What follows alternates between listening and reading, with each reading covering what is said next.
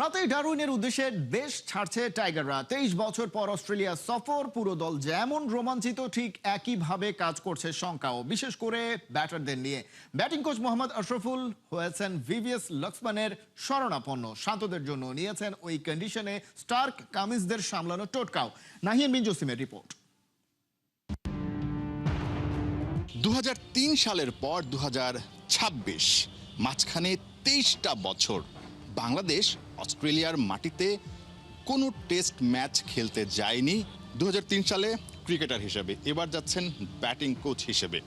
এই যে দুইটা রোল, মানে মাঝখানের সময়টা সবকিছু মিলে আসলে আপনি কি বলবেন? বাংলাদেশের এই সফরটা আসলে আপনার এক্সপিরিয়েন্স থেকে কি মনে হচ্ছে, কতটুকু কঠিন হতে যাচ্ছে?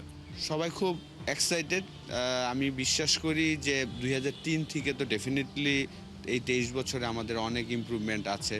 বিশেষ করে টেস্ট ক্রিকেটটা আমরা লাস্ট 7-8 ইমপ্রুভমেন্টটা বোধহয় দেখানোর সবচেয়ে ভালো সুযোগ এবার।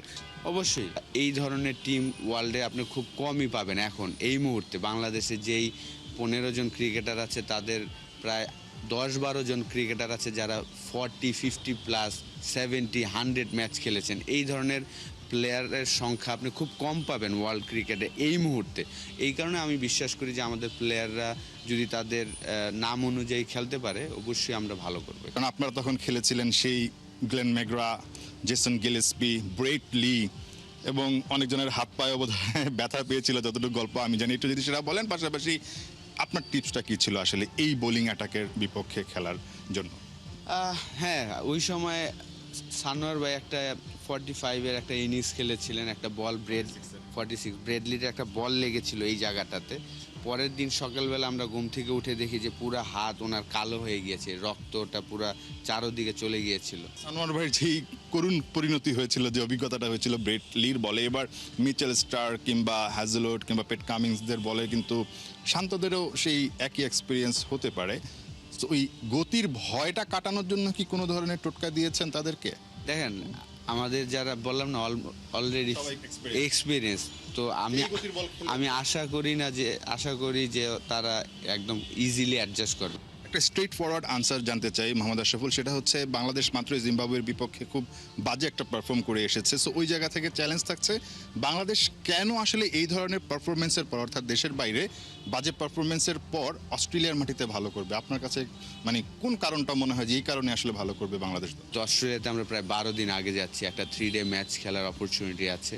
তো এই জায়গাটাতে আমি মনে করি যে আমাদের যে ওয়েদার কন্ডিশন, উইকেটের সাথে বাউন্স অ্যাডজাস্টমেন্টটা, এইটা আমি মনে করি যে এই 12 দিনে আমরা অ্যাডজাস্ট করতে পারবো। মেকাই তো একদম নতুন ভেন্যু, সব কিছু মিলে। সো ওখানে ভালো করার টোটকাটা আসলে কি, বা এটা নিয়ে কি আসলে আপনার কোনো অ্যানালাইসিস করেছেন, বা টিমের ক্রিকেটাররা আসলে এটা সম্পর্কে আইডিয়াটা কিভাবে নিচ্ছে? আমরা যখন বুলাওয়ে থেকে হারারেতে আসলাম, একদিন ছিলাম, ইন্ডিয়া টিমও এসেছে জিম্বাবুয়ের সাথে 3টা টি20 খেলার জন্য। তো আমি লক্ষ্মণের সাথে মিট করেছিলাম, যেহেতু সে প্রচুর সাকসেসফুল একজন ব্যাটসম্যান ছিলেন ইন্ডিয়ার হয়ে। অস্ট্রেলিয়ার মাটিতে যে ভালো করেছেন, অস্ট্রেলিয়ার এগেনস্টে ভালো করেছেন, এবং মেকাতে ইন্ডিয়া এই টিমও খেলতে গিয়েছিল। ওই এক্সপিরিয়েন্সটাও তার কাছ থেকে জেনে এসেছি। প্রায় হাফ অ্যান আওয়ারের মতন তার সাথে আমি অনেক গল্প করেছি যে আসলে অস্ট্রেলিয়াতে যে আমরা ভালো করার জন্য কি কি করা প্রয়োজন, তার এক্সপিরিয়েন্সটা আসলে সে শেয়ার করেছে আমার সাথে। তো এই বিষয়গুলো নিয়ে প্লেয়ারদের সাথে আর কি আমি অস্ট্রেলিয়াতে যখন আমরা যাব শেয়ার করব সব বিষয়গুলো। একটা জিনিসই সে বলেছে যে আমাদের যদি অস্ট্রেলিয়াতে ভালো করতে হয়, আমাদের ব্যাটসম্যানদের বিশেষ করে কোন লেন্থের বলটা স্টাম্পের উপর দিয়ে যাচ্ছে, এই জিনিসটা যত তাড়াতাড়ি আমি জানতে পারবো যে এই লেন্থের বলটা পড়লে স্টাম্পের উপর দিয়ে যায়, ওই বলটা আমি মিডল স্টাম্পের বলও কিন্তু লিফ করতে পারবো। তো এই জিনিসটা আমাদের ব্যাটসম্যানদের খুব তাড়াতাড়ি অ্যাসেস করতে হবে যে কোন বলটা পড়ে স্টাম্পের উপর দিয়ে চলে যাবে, ওই বলটা আমি খেলবো না।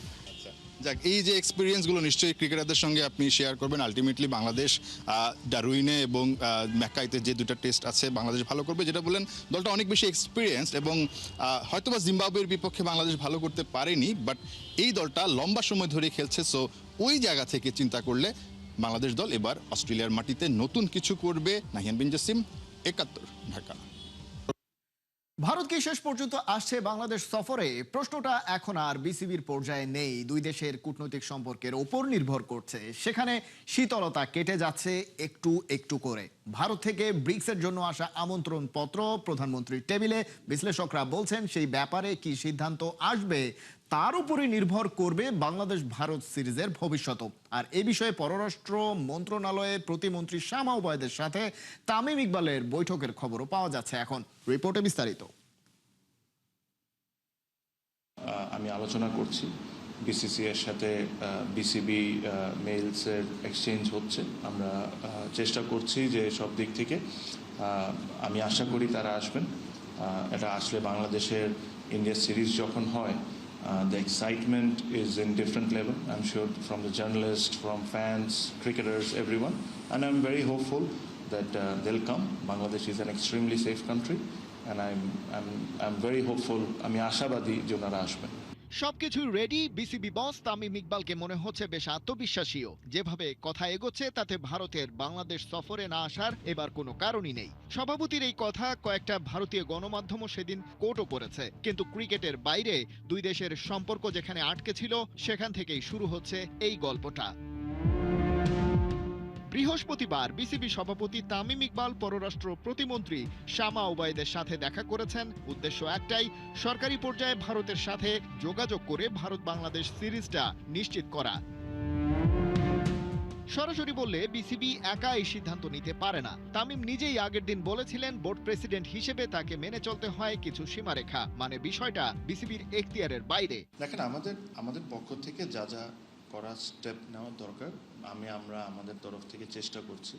বাট একটা জিনিস we need to all understand, আমি BCB and then I am BCB president everything, and there is also a line that I should never crossed. So আমার জায়গা থেকে আমার দায়িত্বর মধ্যে যতটুকু করার সম্ভব হচ্ছে, I am talking to people, I am trying to tell him what advantages it has with India series and all those things. But there are certain things that are beyond my control. প্রস্তাবিত সিরিজটা ছিল 3টি করে one day আর টি-20। 2024-এ হওয়ার কথা ছিল। রাজনৈতিক অস্থিরতায় পিছিয়ে গেছে। পরের তারিখ পড়েছিল 2025-এ। দুই বোর্ডের মধ্যে সম্পর্কের টানাপোড়েন ছিল। এখন 2026-এর সেপ্টেম্বরে আসার আলো দেখা যাচ্ছে। কারণটা ক্রিকেটের চেয়ে বড়। ভারত সরকার ব্রিক্স সামিটে প্রধানমন্ত্রী তারেক রহমানকে আমন্ত্রণ জানিয়েছে 12 থেকে 13 সেপ্টেম্বর নয়াদিল্লিতে। আমন্ত্রণ পাওয়ার ব্যাপারটি পররাষ্ট্র মন্ত্রণালয় নিশ্চিত করলেও তা নিয়ে কথা বাড়াতে চায়নি। অবশ্যই আনুষ্ঠানিক আমন্ত্রণ আমাদের পররাষ্ট্র মন্ত্রণালয়ে এসেছে, আমরা সেটা মাননীয় প্রধানমন্ত্রীর দপ্তরে পাঠিয়েছি। এই ব্যাপারে পররাষ্ট্র মন্ত্রণালয় এটাই উত্তর, আর কোনো উত্তর নয়। ভারতের নতুন হাই কমিশনার দীনেশ ত্রিবেদীর সাথে পররাষ্ট্রমন্ত্রী খলিলুর রহমানের দেখা হয়েছে। কূটনৈতিক পরিবেশটা একটু নরম হচ্ছে, আর সেই সুযোগেই বিসিবি মাঠে নেমেছে। তবে এখনো অনেক কিছু অনিশ্চিত। ভারতের কাছ থেকে কোনো আনুষ্ঠানিক নিশ্চয়তা আসেনি। বিসিবির এক্সপ্রেশন অফ ইন্টারেস্ট এখনো চূড়ান্ত হয়নি। ভ্যালুয়েশন হয়েছে, বোর্ডের কাছে জমা পড়েছে, কিন্তু তামিমের বোর্ডকে সরকারের চূড়ান্ত সবুজ সংকেতের অপেক্ষা করতেই হচ্ছে। ধারণা করা হচ্ছে এই সিরিজ হবে কিনা সেটা নির্ভর করছে ব্রিক্স সামিটে প্রধানমন্ত্রী তারেক রহমান ও নরেন্দ্র মোদীর মুখোমুখি হওয়া না হওয়ার উপরই। ক্রিকেট এখানে অনুঘটক মাত্র, আসল সিদ্ধান্তটা কূটনৈতিক। তবে বোর্ড প্রেসিডেন্ট তামিম ইকবাল চাইছেন মাঠে গড়াক বাংলাদেশ ভারত সিরিজ। সবশেষ 2022 সালে বাংলাদেশ সফরে এসেছিল টিম ইন্ডিয়া। খালিদ জামিল, একাত্তর। নেই কোনো ট্রাফিক লাইট, ধীর গতিতে চলা এক শহর থিম্পু। সেখানেই লেখা হবে বাংলাদেশের ফুটবলের নতুন সময়ের সবচেয়ে বড় পরীক্ষার প্রথম অধ্যায়। ভুটানের থিম্পুতে শনিবার সাফের ড্রয়ে নির্ধারিত হবে ঘরের মাঠে সাফ জয়ের পথে বাংলাদেশের প্রতিপক্ষ কারা। তবে এবারের সাফ শুধু আরেকটা টুর্নামেন্টই নয়, হামজা চৌধুরী সহ বিদেশে বেড়ে ওঠা নতুন প্রজন্মের সম্ভাব্য প্রথম সাফ। নতুন সরকার, বাফুফের সক্ষমতার পরীক্ষা আর বিশ্বকাপ খেলা থমাস ডুলির সামনে 23 বছরের অপেক্ষার শেষ করার চ্যালেঞ্জ। ভুটানের থিম্পু থেকে আরো জানাচ্ছেন জুবাইর নূর।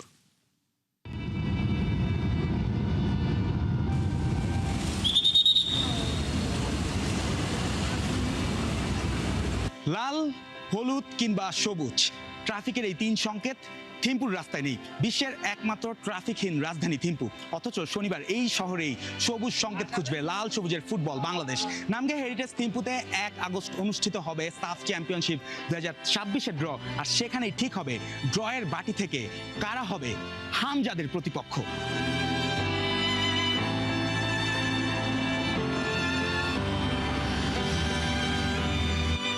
গায়ে উঠছে প্রার্থনার পতাকা, কখনো মেঘ নেমে ঢেকে দিচ্ছে পুরো উপত্যকা, কখনো বৃষ্টি ধুয়ে দিচ্ছে শহরের শান্ত রাস্তা। কিন্তু এই ধীরগতির থিম্পুতেই দ্রুত চলছে দক্ষিণ এশিয়ার ফুটবলের হিসাব।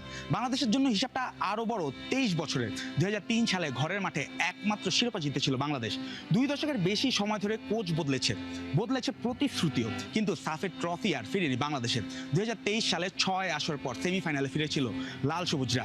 এবার ঘরের মাঠে লক্ষ্য তাই শেষ 4 নয়, ফাইনাল পেরিয়ে শিরোপা উঁচিয়ে ধরা। আর সেই স্বপ্নেই এবার নতুন বাংলাদেশ, যেই বাংলাদেশ আগের যে কোনো সময়ের চেয়ে আলাদা।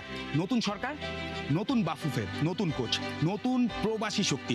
তবে প্রশ্নটি পুরনো, শিরোপা কি ঘরে ফিরবে?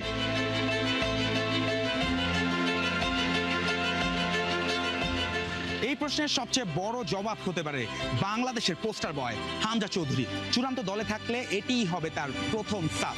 সমিত সোম, ফাহমিদুল ইসলাম কিংবা জায়ান আহমেদের মতো বিদেশে বেড়ে ওঠা নতুন প্রজন্মের জন্য হতে পারে দক্ষিণ এশিয়ার শ্রেষ্ঠত্বের মঞ্চে অভিষেক।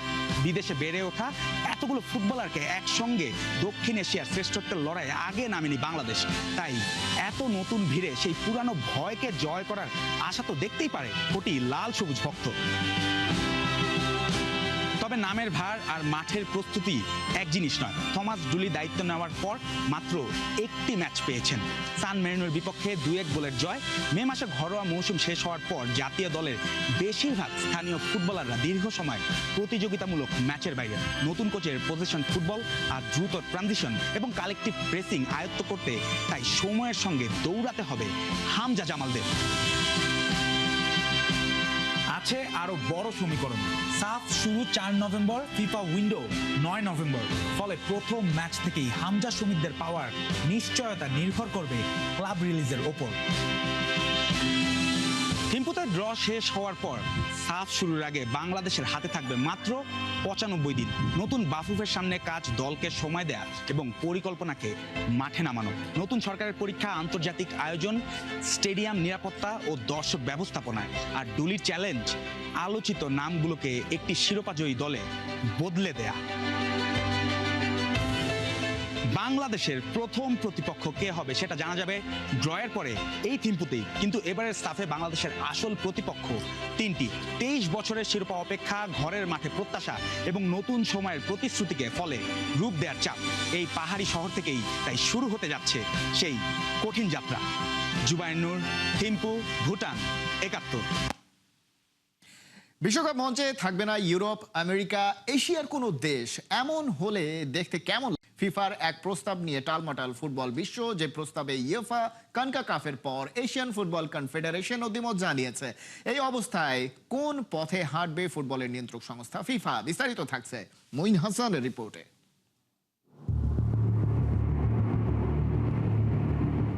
যদি দেখেন বিশ্বকাপ ফুটবলের মঞ্চে ইউরোপের কোনো দেশ নেই, যদি দেখেন সেখানে উত্তর বা মধ্য আমেরিকা থেকেও কেউ খেলতে আসেনি, যদি দেখেন এশিয়ার কোনো দেশ বিশ্বকাপে খেলছে না, কেমন হবে সেই চিত্রটা? শুনতে কিছুটা অদ্ভুত মনে হলেও পরিস্থিতি তেমনই দাঁড়িয়েছে। বিশ্ব ফুটবল নিয়ন্ত্রণ করে ফিফা, আর তাদের কাছ থেকে এলো এমন এক প্রস্তাব যার প্রতি নাখোশ প্রায় সব সহযোগী সংস্থাগুলো। কি সেই প্রস্তাব? বিশ্বকাপ সহ ফিফার বিভিন্ন প্রতিযোগিতা চালানোর জন্য একটা সংগঠন তৈরি করা হবে, যেটার নাম দেয়া হয়েছে ফিফা ফরওয়ার্ড এন্টারপ্রাইজ। বিশ্বকাপ, ক্লাব বিশ্বকাপ, নারী বিশ্বকাপ ইত্যাদি টুর্নামেন্টের ব্রডকাস্ট রাইটস, স্পন্সরশিপ, টিকিট বিক্রি, লাইসেন্সিং ও অন্যান্য বাণিজ্যিক কাজের রেভিনিউ ঢুকবে এই একটা কোম্পানির অ্যাকাউন্টে, যার 20% শেয়ার বিক্রি করা হবে থার্ড পার্টির কাছে। সেই শেয়ার বিক্রির টাকা ভাগ বাটোয়ারা করে দেয়া হবে সদস্য দেশগুলোর মধ্যে। কি বেশি জটিল মনে হচ্ছে? আসুন ব্যাপারটা একটা সহজ উদাহরণ দিয়ে বোঝার চেষ্টা করি। ধরুন আপনার একটা দোকান আছে যেখান থেকে প্রতি বছর ভালো লাভ হয়। আপনি সেই দোকানের 20% শেয়ার কাউকে বিক্রি করে এখনই মোটা অঙ্কের একটা টাকা আয় করে নিলেন। দোকানের মালিকানা ও সিদ্ধান্ত আপনারই থাকলো, কিন্তু ভবিষ্যতের লাভের একটা অংশ সেই বিনিয়োগকারী পাবে। ফিফা ঠিক এমনটাই করতে চাইছে। ভবিষ্যতের আয়টা এখনই করে ফেলতে চাইছে, যেটা ডিস্ট্রিবিউট করে দেয়া হবে সদস্যদের মধ্যে। পরের ফাইন্যান্সিয়াল সাইকেল 2027 থেকে 2030 সাল। এই সময়ে এক একটা দেশ আগের উন্নয়ন তহবিলের সাথে অতিরিক্ত $20 মিলিয়ন অর্থাৎ মোট $40 মিলিয়ন পর্যন্ত পেতে পারে। বাড়তি $20 মিলিয়ন আসছে ভবিষ্যৎ থেকে। কিন্তু প্রস্তাবটা প্রথমে মেনে নিতে পারেনি ইউরোপিয়ান ফুটবলের গার্ডিয়ান ইউএফা। এরপর একই পথে হেঁটেছে উত্তর ও মধ্য আমেরিকার ফুটবল সংগঠন কনকাক্যাফ। আর সবশেষ এশিয়ান ফুটবল কনফেডারেশন এফসিও গান গাইছে একই সুরে, অর্থাৎ ফিফার সাথে এখন পর্যন্ত কেউ নেই। ইউএফা সরাসরি জানিয়েছে ফিফা যদি এমন প্রস্তাব বাস্তবায়ন করে, ইউরোপের 55টি দেশ বিশ্বকাপে অংশ নেবে না। এর চেয়ে কঠোর অবস্থানে থাকা কি সম্ভব? কনকাকাফ অবশ্য বয়কটের কথা জানায়নি। তারা বলেছে এই সিস্টেমের সাথে তারা একমত না। সবশেষ এশিয়ান ফুটবল কাউন্সিলের বিবৃতিতে উঠে আসে ফিফা ফরওয়ার্ড এন্টারপ্রাইজের প্রস্তাব নিয়ে তাদের গুরুতর উদ্বেগ আছে। এখানে ফিফার মৌলিক দুর্বলতা আছে বলে মনে করে এশিয়ার দেশগুলো। হিসাব বলছে ফিফার 211টি দেশের মধ্যে এখন পর্যন্ত 143টি সদস্য দেশ এই প্রস্তাবের বিরোধিতা করেছে। পরিস্থিতি যখন এমন ঘোলাটে, তখন সমাধান কি? আগামী 19 সেপ্টেম্বর ফিফার সদস্য দেশগুলোকে সিদ্ধান্ত নিতে হবে তারা এই প্রস্তাবের ব্যাপারে আসলে কোন পথে থাকতে চায়। শেষ পর্যন্ত কি হবে তা এখনো কেউ নিশ্চিত করে বলতে পারে না। ফিফার বর্তমান সভাপতি জিয়ান্নি ইনফান্তিনোর ভবিষ্যৎ নিয়েও আছে নানা রকম মত। এর মধ্যে ফিফা এক বিবৃতিতে জানায় কেউ ফুটবল বিক্রি করছে না, এমন কিছুই তারা কখনো বিবেচনা করে না। কেউ কেউ একটা প্রশ্ন অবশ্য তুলছেন, ইউএফা কি ফিফা থেকে আলাদা হয়ে যেতে পারে? ফিফার মোট 211টি সদস্য দেশ, যার মধ্যে ইউএফা থেকে আছে 55টি। তাদের প্রভাবও অনেক বেশি। জাতীয় দল থেকে ক্লাব ফুটবল, ইউরোপিয়ানদের দাপট দেখে সবাই অভ্যস্ত। তারাই সবচেয়ে হার্ড লাইনে। ফিফা হয়তো শেষ পর্যন্ত বাধ্য হয়ে এই ফাইন্যান্সিয়াল মডেল বাতিল করতে পারে, অথবা মূল প্রস্তাবে আসতে পারে পরিবর্তন। জিয়ান্নি ইনফান্তিনো 211 সদস্য অ্যাসোসিয়েশনকে চিঠি পাঠিয়ে 19 সেপ্টেম্বর 2026 পর্যন্ত টাইম ফ্রেম বেঁধে দিয়েছেন। এই সময়ের মধ্যে প্রস্তাবে সায় দিতে হবে, নইলে অতিরিক্ত টাকা মিস হয়ে যাবে। মঈন হাসান, 71। ফিফার ছুরি কাচির নিচে আর্জেন্টিনা। মেসির দল ভেবেছিল লাস মালভিনাসের পোস্টার নিয়ে মাঠের রাজনৈতিক বার্তা দিয়ে বেঁচে যাবে, কিন্তু তা আর হচ্ছে না। এবার ফিফার আতশ কাচের নিচে আলবি সেলেস্তেরা ফকল্যান্ড যুদ্ধের প্রতিবাদ হিসেবে মাঠে পোস্টার নিয়ে ঢোকায় মোট অঙ্কের আর্থিক জরিমানা সহ ইন্ডিভিজুয়াল প্লেয়ারদের উপর আসতে পারে শাস্তির খড়গ। এর মধ্যে আবার ফাইনালে ফুটবলারদের হাতাহাতির ঘটনায় আরও বড় শাস্তি পেতে পারে অভিযুক্ত খেলোয়াড়রা। আর্জেন্টিনার জন্য কি অপেক্ষা করছে আসলে? বিস্তারিত তাজিন খন্দকারের রিপোর্টে। লাস মালভিনাস সন আর্জেন্টিনাস। লাস মালভিনাস আমাদের, লাস মালভিনাস আর্জেন্টিনার। এই একটা ছবি যে কত কথা বলে। 4 শব্দের একটা পোস্টার, সাদার উপর কালোর এই 4 শব্দের পোস্টারটার দিকে তাকিয়ে পুরো দুনিয়া ক্যামেরার লেন্স তাক করে আছে ওদের হাতে ওই একটা পোস্টারের দিকে। এটাকে শুধুই জয় উদযাপনের ভিন্ন কৌশল, নাকি অস্তিত্বের জানান দেয়া? ব্রিটিশদের অহংকার চূর্ণ করার মোক্ষম জবাব, নাকি অধিকার আদায়ের জন্য সংহতি প্রকাশ? উত্তরটা এখন সবারই জানা, কিন্তু ওই অধিকার আদায়ের লড়াই করতে গিয়েই যে বিশ্ব দরবারের নায়ক থেকে এখন খলনায়ক লিওনেল মেসির আর্জেন্টিনা। এক ফকল্যান্ড যুদ্ধের প্রতিশোধের মঞ্চে আর্জেন্টিনার ইতিহাসে যা ঘটেনি তাই এবার ঘটতে চলেছে। মাঠে ছিল ফুটবলের যুদ্ধ, আর ম্যাচ শেষে শুরু হয়েছে আইনের লড়াই। ইংল্যান্ডকে হারিয়ে ফাইনালের টিকিট নিশ্চিত করেই শুরু বিপত্তি। জয়ের উল্লাস ছাপিয়ে এখন আলোচনায় ফিফার তদন্ত। ফিফার ডিসিপ্লিনারি কমিটির টেবিলে এখন আর্জেন্টিনার শাস্তির ফাইল। অভিযোগটা আসলে কি ছিল? ফিফার চোখে এটা আর শুধু উদযাপন নয়, বরং মাঠে রাজনৈতিক বার্তা প্রদর্শনের মতো গুরুতর অভিযোগ। আর তাই শুরু হয়েছে আনুষ্ঠানিক তদন্ত। কারণ ফিফার 13 নম্বর ধারায় স্পষ্ট বলা আছে, ফুটবল মাঠে কোনো রাজনৈতিক বা ভূ রাজনৈতিক বার্তা দেওয়ার জায়গা নেই। নিয়ম তো ভেঙে ফেলেছে আর্জেন্টিনা। কোন ধরনের শাস্তি অপেক্ষা করছে বিশ্বকাপ জয়ী দলটার জন্য? আর্জেন্টিনা আসলে নিষেধাজ্ঞায় কি পড়তে পারে? তদন্তে অভিযোগ প্রমাণিত হলে প্রথমেই আসতে পারে অফিসিয়াল ওয়ার্নিং, এরপর গুনতে হতে পারে $15,000-এরও বেশি আর্থিক জরিমানা। আর যদি ফিফা মনে করে খেলোয়াড়রা ইচ্ছাকৃত সেই বার্তা প্রচার করেছেন, তাহলে ব্যক্তিগত শাস্তির পথও রয়েছে খোলা। যদিও ম্যাচ নিষেধাজ্ঞা বিরল, তবু জিরো টলারেন্স পলিসিতে অনড় ফিফা। এমন ঘটনা অবশ্য নতুন নয়। ইউরোতে জিব্রাল্টার ইজ স্প্যানিশ স্লোগান দিয়ে শাস্তি পেয়েছিলেন স্পেনের আলভারো মোরাতা ও রদ্রি। 2018 বিশ্বকাপে রাজনৈতিক প্রতীকী উদযাপনের জন্য জরিমানা হয়েছিল সুইজারল্যান্ডের গ্রানিট জাকা ও শাকিরির। কিন্তু বিশ্বকাপ জয়ী দলটা তো আর এমন অবস্থায় হাত গুটিয়ে বসে থাকবে না। তাই এখন বল আর্জেন্টিনার কোর্টে। এএফএ বলছে পুরো ঘটনাই ছিল সমর্থকদের স্বতঃস্ফূর্ত আবেগ, খেলোয়াড়দের কোনো রাজনৈতিক উদ্দেশ্যই ছিল না এখানে।